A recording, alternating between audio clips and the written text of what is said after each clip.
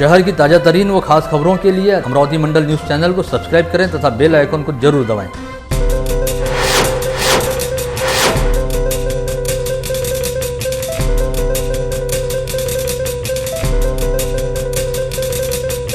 नमस्कार, दैनिक अमरावती मंडल के मंडल news bulletin में आप सभी का स्वागत है। आइए पेश करते हैं आज की कुछ खास खबरें। अमरावती मनपा के बडनेरा जोन में उजागर हुए शौचालय घोटाला मामले में मनपा की तिजोरी से करीब 2 करोड़ रुपयों का अपहार किए जाने को लेकर पुलिस में अतिरिक्त शिकायत दर्ज कराए जाने को निगमायुक्त प्रशांत रोड़े द्वारा अपनी अनुमति प्रदान कर दी गई है। ऐसे में अब मनपा प्रशासन द्वारा आज या कल में सिटी कोतवाली पुलिस थाने व आर्थिक अपराध शाखा में इस मामले को लेकर आवश्यक दस्तावेजों के साथ अपनी पूरक शिकायत दर्ज कराई जाएगी। ज्ञात रहे कि जून माह के दौरान मनपा के बडनेरा जोन में निजी शौचालयों के निर्माण को लेकर जारी रहने वाला फर्जीवाड़ा उजागर हुआ था। उम्मीद की जा सकती है कि अब मनपा में उजागर हुए शौचालय घोटाला मामले की कई परतें एक के बाद एक खुलेंगी और इस मामले से जुड़े कई नाम बेनकाब होंगे। वहीं दूसरी ओर निजी शौचालयों के फर्जी बिलों वाले मामले में इस घोटाले के मास्टरमाइंड योगेश कावरे को शुक्रवार की देर रात आर्थिक अपराध शाखा ने बडनेरा के जूनी बस्ती परिसर से गिरफ्तार किया, जिसके बाद शनिवार की दोपहर योगेश कावरे को स्थानीय अदालत में पेश किया गया, जहां से अदालत ने योगेश कावरे को आगामी 25 अगस्त तक पूछताछ हेतु पुलिस कस्टडी रिमांड में रखने के आदेश दिए हैं। कावरे के पकड़ में आते ही अब इस मामले से जुड़े कई राज सामने आने की पूरी संभावना है। जिले में आज 60 लोगों की कोरोना टेस्ट रिपोर्ट पॉजिटिव आई है। ऐसे में अब कुल संक्रमितों की संख्या बढ़कर 4394 पर जा पहुंची है। बीती रात जिला प्रशासन द्वारा कोविड अस्पताल में 4 लोगों की इलाज के दौरान मौत हो जाने की जानकारी दी गई थी। अमरावती में इस समय तक कोरोना से मरने वालों की संख्या बढ़कर 107 पर पहुंच चुकी है। अमरावती शहर से जिले में जिस रफ्तार से कोरोना का संक्रमण बढ़ रहा है, उसी अनुपात में कोविड सेंटर व क्वारंटाइन सेंटर की संख्या बढ़ाई जा रही है। इस आशय की जानकारी देते हुए जिलाधीश शैलेश नवाल ने कहा कि इस समय बारिश का मौसम चल रहा है। ऐसे समय संक्रामक बीमारियों के फैलने का खतरा वैसे भी काफ़ी अधिक रहता है। अतः लोगों ने गणेशोत्सव के दौरान भीड़भाड़ में जाना टालते हुए अपनी व अपने परिवार की सुरक्षा को लेकर सतर्क रहना चाहिए। जिलाधीश नवाल के मुताबिक प्रशासन द्वारा कोरोना संक्रमण को नियंत्रित करने के लिए तमाम जरूरी प्रयास किए जा रहे हैं, लेकिन ये तमाम प्रयास तब तक सफल नहीं हो सकते जब तक इसमें लोगों का स्वयंस्फूर्त सहभाग नहीं मिलेगा। शहर के पश्चिमी छोर पर लालखड़ी के निकट सुखली स्थित कंपोस्ट डिपो में एक बार फिर बड़े पैमाने पर पीपीई किट फेंके हुए दिखाई दी है, जिससे इस परिसर में कोरोना संक्रमण को लेकर जबरदस्त हड़कंप व्याप्त है। इस समय जहां एक और प्रशासन द्वारा कोरोना को लेकर बेहद कड़े प्रतिबंधात्मक उपायों पर अमल किया जा रहा है और कोरोना संक्रमण को रोकने हेतु काफ़ी एहतियात बरती जा रही है, वहीं दूसरी ओर खुद स्वास्थ्य महकमे से जुड़े लोग आए दिन एक के बाद एक लापरवाही करते दिखाई दे रहे हैं। बता दें कि इससे पहले भी कंपोस्ट डिपो में पीपीई किट लाकर फेंके जाने का मामला उजागर हुआ था, जिसे लेकर काफ़ी हड़कंप मचा था और प्रशासन ने स्वास्थ्य विभाग को जैविक कचरा खुले में नहीं फेंकने और इस कचरे का नियमानुसार निस्तारण करने का निर्देश दिया था। लेकिन अब इसके बाद एक बार फिर कंपोस्ट डिपो में बड़े पैमाने पर कोविड अस्पतालों में प्रयुक्त पीपीई किट, हैंड ग्लोव्स व मास्क फेंके हुए दिखाई दी है। इसे एक तरह से कोविड अस्पतालों की अक्षम्य लापरवाही कहा जा सकता है, क्योंकि इससे इस परिसर सहित समूचे शहर में कोरोना संक्रमण फैलने का खतरा है। इस संदर्भ में जानकारी हेतु संपर्क किए जाने पर जिला शल्य चिकित्सक डॉक्टर श्याम सुंदर निकम ने बताया कि सभी कोविड अस्पतालों को बायोमेडिकल वेस्ट का नियमानुसार निस्तारण करने के निर्देश जारी किए गए हैं। इसके बावजूद यदि किसी के द्वारा इस तरह खुले में पीपीई किट फेंकी जा रही है तो ये अपने आप में काफ़ी गंभीर बात है और इस मामले की जाँच करवाई जाएगी। स्थानीय कल्याण नगर निवासी टिंकेश देवेंद्र लांजेवर नामक युवक विगत कुछ समय से जेल में बंद था। इस दौरान उसकी अचानक तबीयत खराब हुई। परिजनों को इसकी सूचना दिए बगैर टिंकेश को जिला अस्पताल में लाया गया, जहां पर उसकी मौत हो गई। काफ़ी देरी से सूचना मिलने के बाद टिंकेश के परिजनों ने आरोप लगाया है कि उनका बेटा पूरी तरह से स्वस्थ था और टिंकेश की मौत के लिए जेल अधीक्षक व संबंधित डॉक्टर पूरी तरह से जिम्मेदार हैं, जिनके खिलाफ मनुष्यवध का अपराध दर्ज किया जाना चाहिए। साथ ही लांजेवार परिवार ने इन दोनों लोगों पर कार्रवाई होने तक लाश को स्वीकार नहीं करने की भी भूमिका अपनाई है। टिंकेश लांजेवर कैदी रहने के कारण उसकी लाश को पोस्टमार्टम के लिए अकोला रवाना किया गया है। वहां से लाश को वापस लाए जाने के बाद प्रशासन और मृतक टिंकेश के परिजनों द्वारा क्या भूमिका अपनाई जाती है, इस ओर सभी की निगाहें लगी हुई है। प्रतिवर्ष गणेशोत्सव पर्व पर गणेश चतुर्थी वाले दिन बाप्पा के आगमन को लेकर हर ओर उमंग, उत्साह, उल्लास और धूम धड़ाके वाला माहौल रहता है। लेकिन इस बार शहर सहित जिले में चल रहे कोरोना संक्रमण के खतरे तथा कोरोना प्रतिबंधात्मक उपायों को लेकर प्रशासन की ओर से जारी दिशा निर्देशों की वजह से ऐसा कोई नज़ारा नहीं दिखाई दिया। साथ ही बेहद सादे व सामान्य ढंग से बाप्पा का अपने भक्तजनों के यहाँ आगमन हुआ।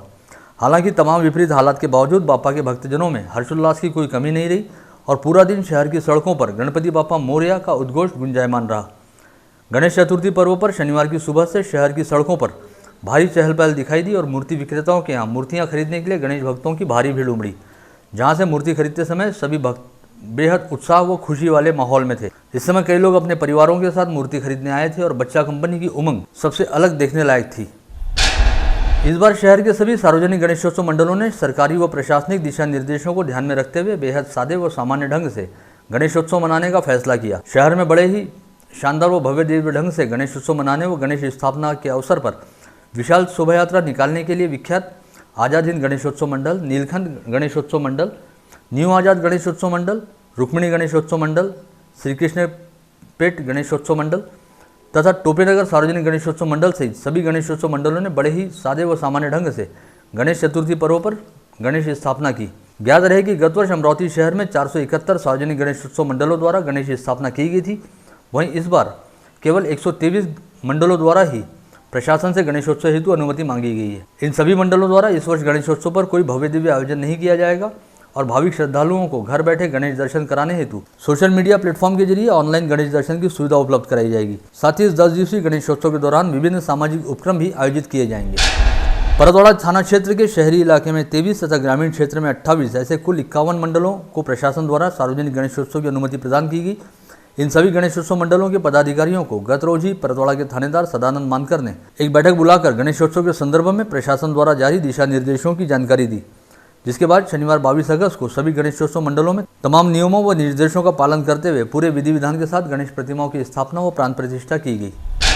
अमरावती मनपा क्षेत्र में शनिवार 22 अगस्त से 10 दिवसीय गणेशोत्सव का प्रारंभ हुआ है, जो आगामी 2 सितंबर तक चलेगा। इस दौरान तमाम आवश्यक कामों का नियोजन करने शुक्रवार 21 अगस्त की शाम निगमायुक्त प्रशांत रोड़े के कक्ष में मनपा अधिकारियों की एक बैठक हुई, जिसमें शहर के सभी रास्तों के गड्ढों को बुझाने के साथ साथ शहर में विभिन्न स्थानों पर गणेश विसर्जन हेतु कृत्रिम तालाब की व्यवस्था उपलब्ध कराने पर चर्चा हुई। साथ ही इस दौरान शहर के प्रमुख रास्तों के किनारे वृक्षों की टहनियों को काटने का निर्देश भी उद्यान विभाग को दिया गया। स्थानीय खापट बगीचा परिसर स्थित न्यू आज़ाद गणेशोत्सव मंडल में जहां प्रतिवर्ष 21 फीट ऊंची गणेश प्रतिमा की स्थापना की जाती है, उसी स्थान पर मात्र 4 फीट ऊंची विदर्भ के राजा की प्रतिमा पूरे विधि विधान पूर्वक स्थापित की गई।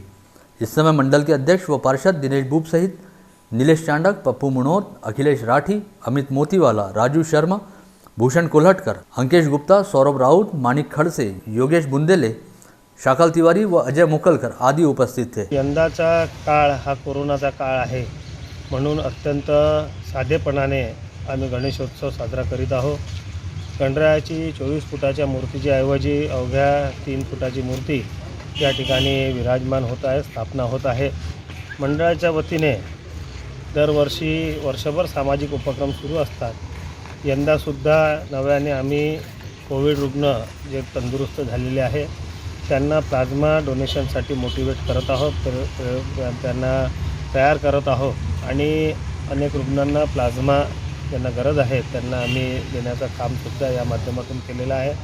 अमरावतीकरांना विशेष करून कोविड रुग्ण जे तंदुरुस्त झाले आहे त्यांना आम्ही आवाहन करतो की आपण आता देवदूताच्या भूमिकेत आहात आणि कोणाचं प्राण वाचवण्याची क्षमता आपल्यामध्ये निसर्गदत्त निर्माण झालेली आहे, म्हणून आपण कुठल्याही अपप्रचाराला किंवा भ्रामक गोष्टीमध्ये विश्वास न ठेवता आपल्यामुळे जर कोणाचे प्राण वाचत असेल निश्चितपणे आपला प्लाज्मा डोनेट करायला पाहिजे, दान करायला पाहिजे। जिले की सांसद नवनीत राणा तथा बडनेरा निर्वाचन क्षेत्र के विधायक रवि राणा द्वारा इस वर्ष अपने मुंबई स्थित निवास स्थान पर भगवान श्री गणेश की स्थापना की गई और राणा दंपति ने फेसबुक लाइव के जरिए अमरावती जिला वासियों से संवाद साधते हुए सभी को गणेशोत्सव पर्व की शुभकामनाएं दी।